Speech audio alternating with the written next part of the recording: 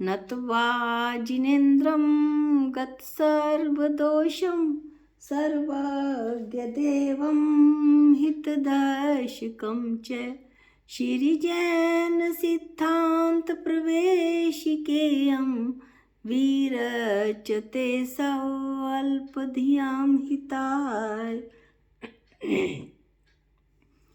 आज हम जीव के स्वभाव की चर्चा करेंगे कि जीव के सब तत्व, निज भाव या असाधारण भाव कौन कौन से हैं। जीव के निज भाव 5 हैं। जीव के औपशमिक भाव, क्षायिक भाव, मिश्र जिसे क्षायपशमिक भाव भी कहते हैं, औदायिक भाव और परिणामिक भाव। ये 5 जो हैं जीव के सब तत्व, निजी भाव या असाधारण भाव कहलाते हैं। इनका यह नाम क्यों पड़ा?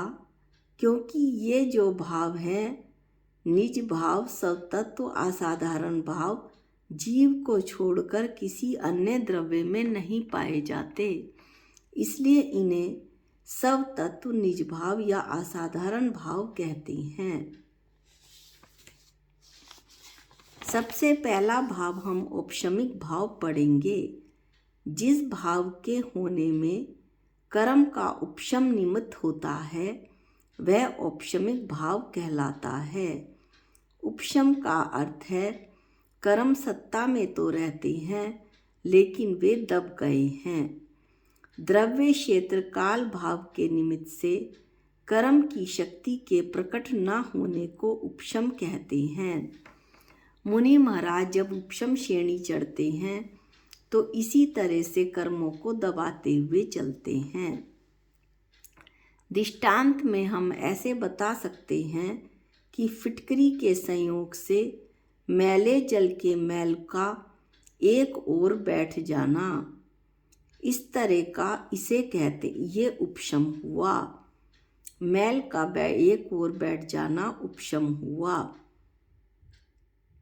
इसी तरह से कर्म का भी उपशम हो जाता है, अर्थात उस काल के भीतर आत्मा का निर्मल भाव प्रकट हो जाता है। उपशम केवल मोहनीय कर्म का ही होता है, ये एक बहुत महत्वपूर्ण बात है। 8 जो हमने मूल कर्म पढ़े थे पिछले वीडियोज़ में, प्रकृति बंध के जो मूल 8 कर्म थे, मूल 8 कर्मों में जो 4 आघातीय कर्मों में से मोहनीय कर्म है उसका केवल उपशम होता है। अतः मोहनीय कर्म के उपशम से आत्मा के जो भाव होते हैं वो औपशमिक भाव कहलाते हैं। अब दूसरा भाव है क्षायिक भाव। जिस भाव के होने में कर्म का क्षय निमित्त होता है वह क्षायिक भाव कहलाता है। इसमें कर्म जो है सर्वथा विनाश हो जाता है। कर्म का जड़ मूल से कर्म खत्म हो जाता है, वो क्षय कहलाता है। जैसे जल से मैल के निकाल देने पर जल सर्वथा स्वच्छ हो जाता है, वैसे ही आत्मा से लगे हुए कर्म के सर्वथा दूर हो जाने पर आत्मा का शुद्ध निर्मल भाव प्रकट हो जाता है। तीसरा भाव है क्षायपशमिक भाव, जिसकी हम पहले भी चर्चा कर चुके हैं। जिस भाव के होने में कर्म का क्षयपशम निमित्त होता है वह क्षयपशम भाव कहलाता है। सर्वघाती स्पर्धकों का उदय भावी क्षय तथा आगे उदय में आने वाले निषेधकों का सत्ता में उपशम और देशघाती स्पर्धक का उदय होने को क्षयपशम कहते हैं। निषेक और स्पर्धक की परिभाषा हमने पिछले वीडियो में पढ़ ली थी। सर्वघाती स्पर्धक अब हम उदाहरण की सहायता से ले लेते हैं, जो हम पहले भी बता चुके हैं कि क्षयपशम सम्यक दर्शन में जो मिथ्यात्व होता है उसके 3 टुकड़े हो जाते हैं।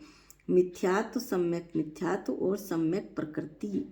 तो क्षैप्शम सम्यक दर्शन में जो सर्वघाती स्पर्धक मिथ्यात्व के होते हैं उनका वर्तमान में उदय का अभाव हो जाता है, और उदय में आने वाले जो निषेक हैं यानी कर्म परमाणु हैं, निषेक यानी एक समय में उदय आने वाले कर्म परमाणुओं के समूह को निषेक कहते हैं। तो ये जो निषेक हैं उनका सत्ता में उपशम हो जाता है, अर्थात वो सत्ता में तो रहते हैं पर वो शांत रहते हैं, दब जाते हैं। और जो देशघाती स्पर्धक है यानी जो सम्यक्त प्रकृति है उसके उदय होने को क्षैप्शम कहते हैं। जैसे जल में से कुछ मैल निकल जाने पर और कुछ बने रहने पर जल की कुछ मैली और कुछ स्वच्छ अवस्था होती है, यानी कि वो कुछ मैला रहता है और कुछ साफ रहता है। वैसे ही आत्मा से लगे हुए कर्म का जब क्षैप्शम होता है तो जो भाव प्रकट होते हैं उसे क्षैप्शम कहते हैं। इसमें आत्मा पूरी तरह से स्वच्छ नहीं होती है, थोड़ा सा उसमें मिथ्यात्व का मामूली सा मैल रह जाता है। ऐसे क्षैप्शम भाव में औदायिक भाव, अब चौथा भाव है औदायिक भाव। जिस भाव के होने में कर्म का उदय निमित्त होता है वह औदायिक भाव कहलाता है।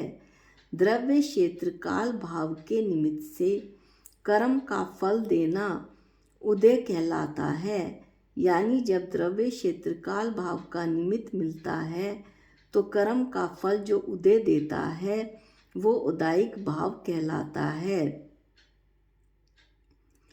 जैसे क्रोध के उदय में क्रोध रूप परिणाम जीव के हो जाते हैं, शुभ राग के उदय में मंद कषाय में शुभ राग हो जाता है, उसको व्रत और त्याग के भाव आते हैं, मंदिर जाने के भाव आते हैं, स्वाध्याय करने के भाव आते हैं, शास्त्र पढ़ने के भाव आते हैं।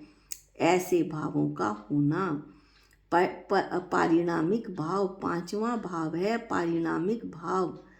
कर्म के उपशम, क्षैप्शम और उदय के बिना जो आत्मा का भाव होता है उसे पारिणामिक भाव कहते हैं।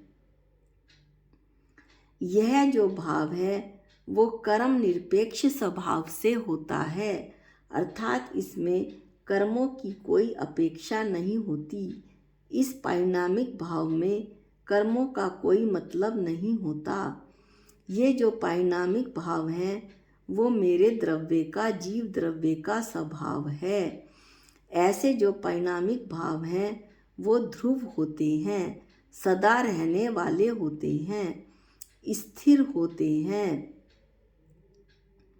चंचल नहीं होते, शांत होते हैं, रंग तरंग से रहित होते हैं, इनमें कोई विकल्प नहीं होता। ऐसा भाव परिणामिक भाव कहलाता है, यानी मेरी आत्मा का स्वभाव ज्ञाता दृष्टा जानना देखना, ये परिणामिक भाव कहलाते हैं। जितने भी मुक्त जीव हैं उनके दो ही भाव होते हैं, क्षायिक और परिणामिक भाव, दो ही भाव होते हैं, ऐसा शास्त्रों में बताया गया है। अब यह बात कही जाती है कि ज्ञानावरण, दर्शनावरण और अंतराय, ये जो हमने घातीय कर्म पढ़े थे उनमें से जो 3 घातीय कर्म हैं उन कर्मों की उदय क्षय और क्षैप्शम अवस्था होती है, और जो चौथा मोहनीय कर्म है उसकी उदय क्षय, क्षैप्शम और उपशम अवस्था होती है। ये 4 अवस्थाएं होती हैं। अब शेष रहे जो 4 आघातीय कर्म हैं उनका उदय और क्षय ये 2 अवस्थाएं ही हुआ करती हैं। आघातीय कर्मों का उदय संसार दशा में होता है और जो क्षय होता है वो सिद्ध दशा में होता है। अब हम देखते हैं कि पुद्गल द्रव्य में कौन कौन से भाव होते हैं। पुद्गल द्रव्य में औदायिक भाव होते हैं।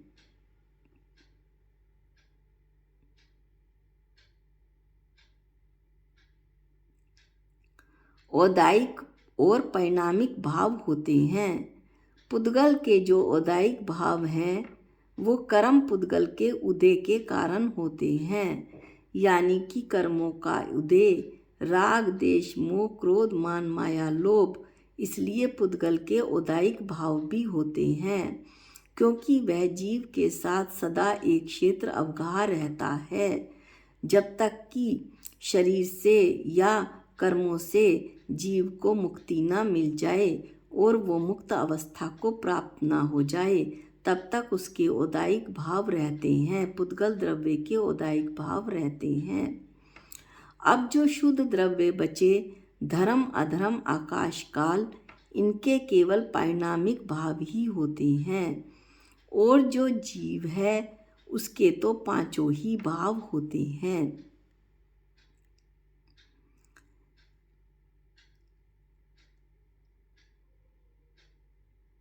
इन भावों को जानने से जीव की में यह दृढ़ श्रद्धा हो जाती है, या जीव की जो श्रद्धा है वो दृढ़ हो जाती है कि मैं भावों के सिवाय इस संसार में और कुछ कर ही नहीं सकता। मैं तो अपने परिणामों का करता हूँ, ज्ञाता दृष्टा हूँ, जानने देखने वाला हूँ। पर के परिणमन का करता मैं हूँ ही नहीं। पर के परिणमन में मैं कुछ भी नहीं कर सकता। एक द्रव्य दूसरे द्रव्य का कुछ नहीं कर सकता, ऐसा शास्त्रों में बताया गया है। इस प्रकार पर का कर्तापन छोड़कर मैं अपने निज शुद्ध भाव को, जो मेरा ज्ञाता दृष्टा भाव है, जानने देखने का भाव है, उसे ग्रहण करूं और ग्रहण करके अपने कल्याण के मार्ग की ओर अग्रसर होऊं। ऐसा इन भावों को पढ़ने से इस बात की श्रद्धा दृढ़ होती है। अब जीव के इन भावों के ऊपर एक बहुत ही सुंदर कथा है राजा श्रेणिक की, जो हम अगले वीडियो में देखेंगे। आज के वीडियो के लिए इतना ही। जा वाणी के ज्ञान से सूझे लोकालोक, जो वाणी मस्तक नमो सदा देत हूँ धोख। हे जिन वाणी भारती तोहे जपूं दिन रैन, जो तेरी शरणागते वो पावे सुख चैन। सबको जय जिनेंद्र।